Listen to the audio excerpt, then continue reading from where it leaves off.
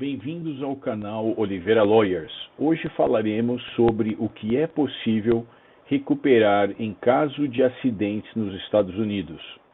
Esse é mais um dos vídeos da série Acidentes nos Estados Unidos e temos vários outros assuntos relacionados abordados em outros vídeos. Certifique-se de inscrever-se no canal para ter acesso a todos esses vídeos e outros vídeos que venhamos a fazer no futuro. Aproveite e faça suas perguntas nos comentários e, se ajudar o conteúdo, por que não nos dar um like? O meu nome é Luciano Oliveira, sou advogado licenciado no Brasil e também sou advogado licenciado nos Estados Unidos. Vamos falar hoje sobre o que é possível recuperar em caso de acidentes nos Estados Unidos.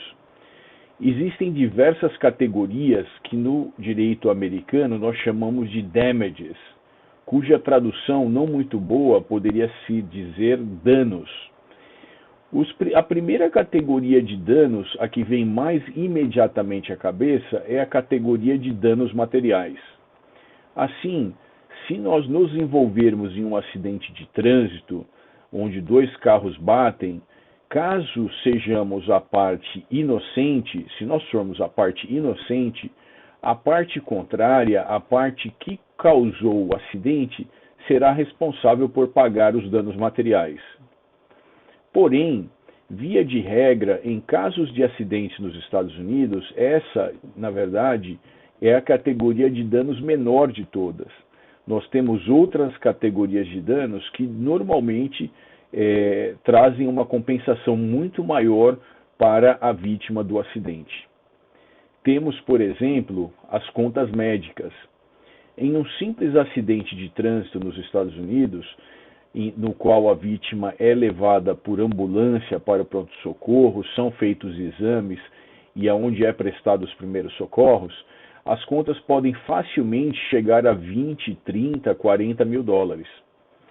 Se for um casal que se acidentou, esses valores podem ser duplicados.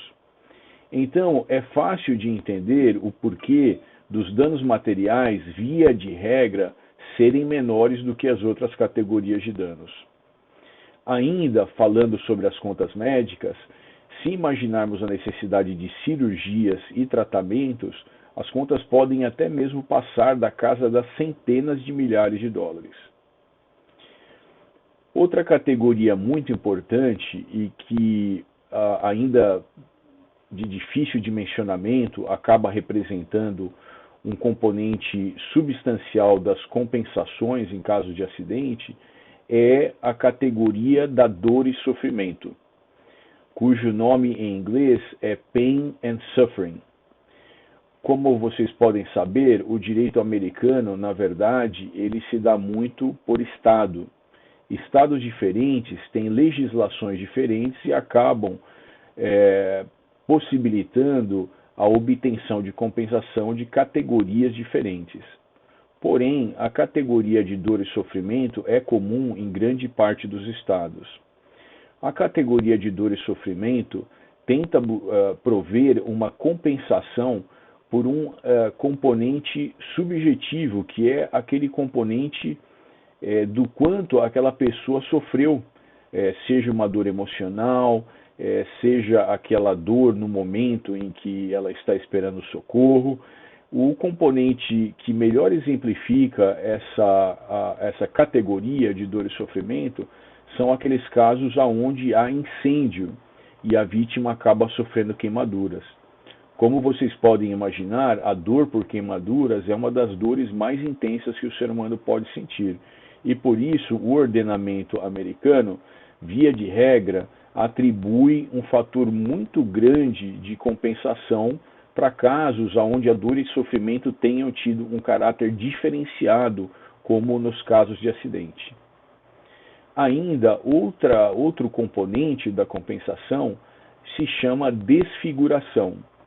São aqueles componentes no qual existe a perda de um membro da pessoa. A pessoa pode perder uma perna, pode perder um braço, ou até mesmo dedos, ou No caso de incêndio, ela não necessariamente perde o membro, mas ela acaba perdendo aquela imagem, aquela integridade do seu corpo físico, tal como era antes do acidente. E isso, obviamente, também é objeto de compensação em casos de acidentes nos Estados Unidos. Por fim, outra categoria que, na verdade, abarca outras subcategorias, se chama danos consequenciais. Danos consequenciais é uma categoria mais ampla que diz que aquilo que você vier a perder por culpa do acidente causado por um terceiro, o terceiro haverá de retribuir essas perdas para a vítima do acidente. É lógico que dentro de um certo nexo causal. O nexo causal é um dos componentes técnicos pelos quais o ordenamento americano diz se aquela consequência realmente está próxima da ação que causou o acidente e a consequente perda. Por exemplo, salários.